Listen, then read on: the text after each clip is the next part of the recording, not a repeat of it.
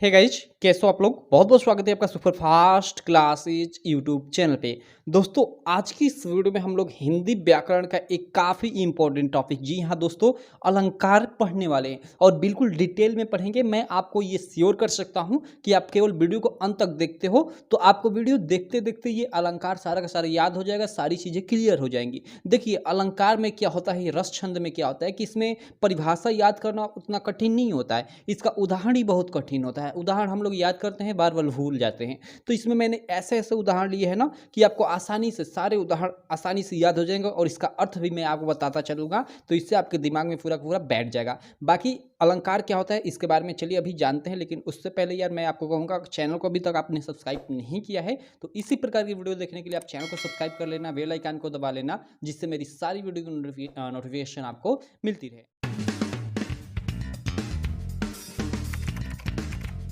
तो देखिए, अलंकार क्या होता है, सबसे पहले तो इस चीज़ को जान लेते हैं कि अलंकार की क्या होता है। इसकी शुरुआत कर रहे हैं तो देखिए, अलंकार क्या होता है कि जैसे काव्य की शोभा बढ़ाने वाले मतलब जो शब्द कुछ कुछ होते हैं ना, उनको अलंकार कहते हैं। ठीक है, तो अलंकार सामान्यतः शब्द मतलब जो काव्य होता है उसकी शोभा बढ़ाता है। ठीक है, जैसे आप काव्य पढ़ते होंगे अपने पद्य वाले भाग में तो देखते होंगे उसमें मतलब नॉर्मल हिंदी यूज नहीं होता, उसका अलग ही मतलब सोहत ओढ़े पीठ पटु श्याम सलौने गात नीलमणि शैल पर आतपुरे प्रभात, ऐसे आप पढ़ते हैं सब ना, तो उसमें देखते हैं ये काफ़ी सुंदर लगता है पढ़ने में। तो अलंकार रस छंद का ही मतलब कारण होता है। तो देखिए, अगर हम अलंकार की बात करें तो अलंकार मेनतः दो टाइप का होता है, शब्द अलंकार, अर्थ अलंकार। ठीक है, और शब्द अलंकार के तीन प्रकार होते हैं, अनुप्रास अलंकार, यमक अलंकार, श्लेष अलंकार, इसको श्लेषालंकार भी कहते हैं। ठीक है, अर्थ अलंकार के तीन प्रकार होते हैं, उपमा अलंकार, रूपक अलंकार, उत्प्रेक्षा अलंकार।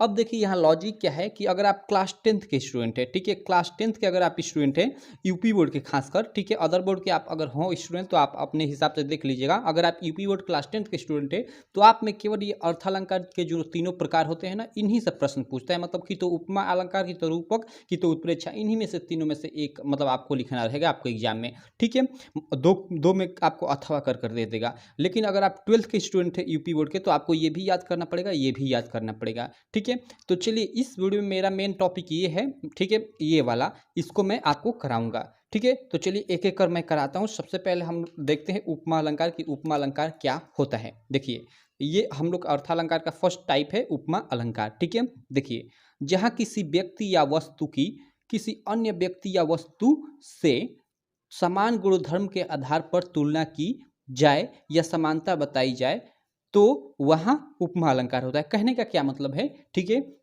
कि कोई मान लीजिए वस्तु है, इस वस्तु की तुलना मैं दूसरी वस्तु से कर रहा हूँ और कैसी तुलना कर रहा हूँ, मतलब दोनों में समानता बता रहा हूँ, दोनों में क्या बताई जा रही है, समानता बताई जा रही है।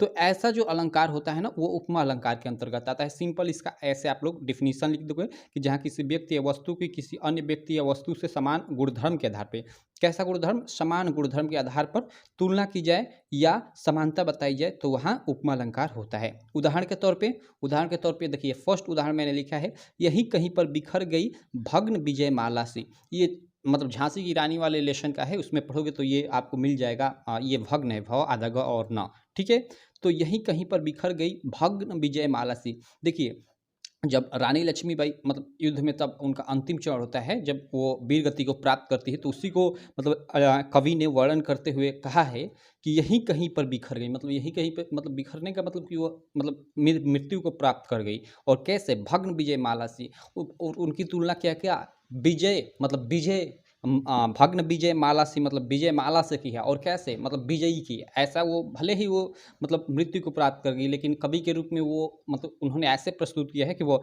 मतलब एक जीत विजय के रूप में मतलब उन्होंने मतलब मृत्यु को प्राप्त किया है। ठीक है, तो यही कहीं पर बिखर गई भग्न विजय माला सी, ये यहाँ पर तुलना किया जा रहा है समान गुणधर्म के आधार पे। ठीक है, उसी प्रकार पीपर पात सरिस मंडोला, ये भी उदाहरण लिख सकते हैं। हरिपद कोमल कमल से, देखिए हरिपद का मतलब हरिपद का ना कोमल कमल से, मतलब हरिपद कोमल कमल से, यहाँ देखिए तुलना की जा रही है समान गुणधर्म में। ठीक है, तो इस प्रकार ये तीनों आप लोग याद कर सकते हो, यहाँ उपमा अलंकार में उदाहरण। ठीक है, चलिए अगला हम लोग और यहाँ पर लिखा मैं माई व्हाट्सअप नंबर देख आप लिख लीजिए, 85 42 86 64 46, ये मेरा व्हाट्सअप नंबर है, इस पर आप व्हाट्सअप कर दीजिएगा।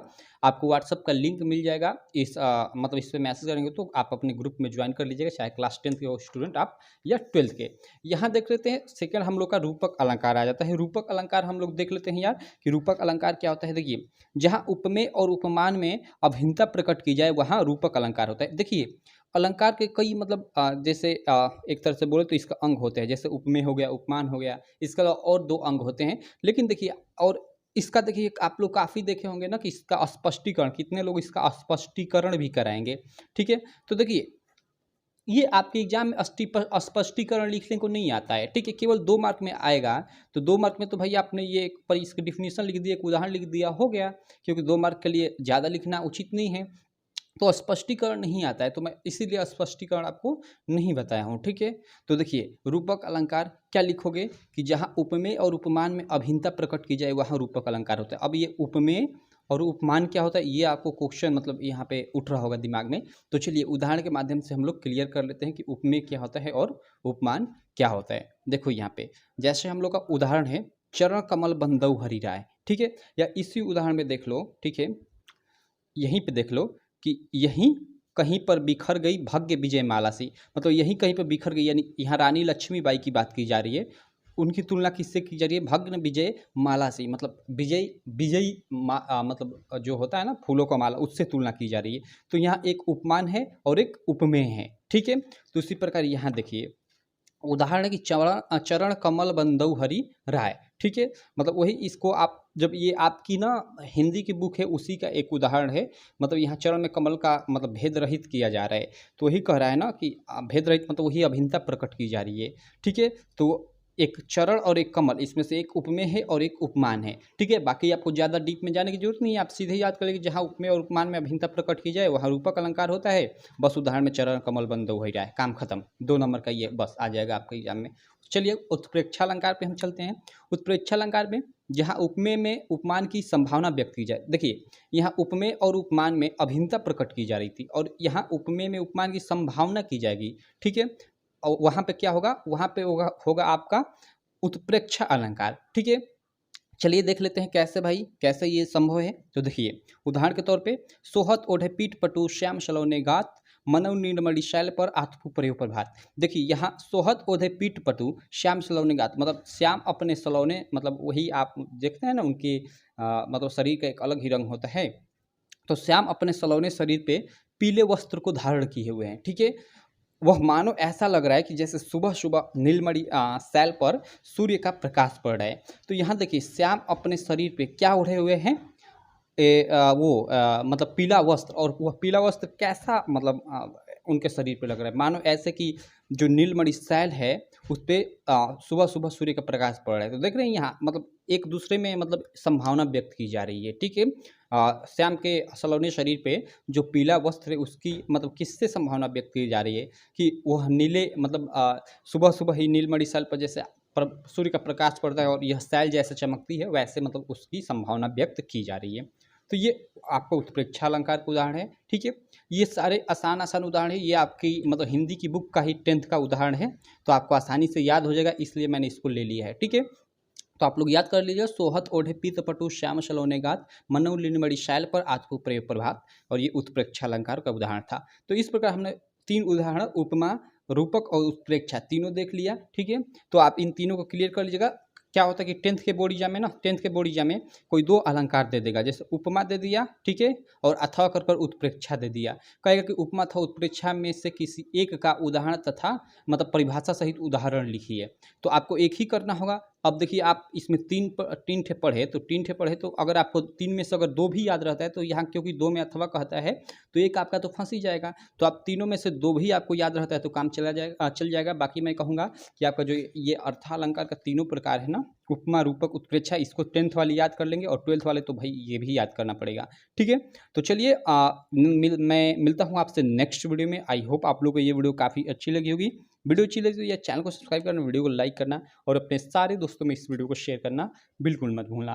तो चलिए, थैंक यू।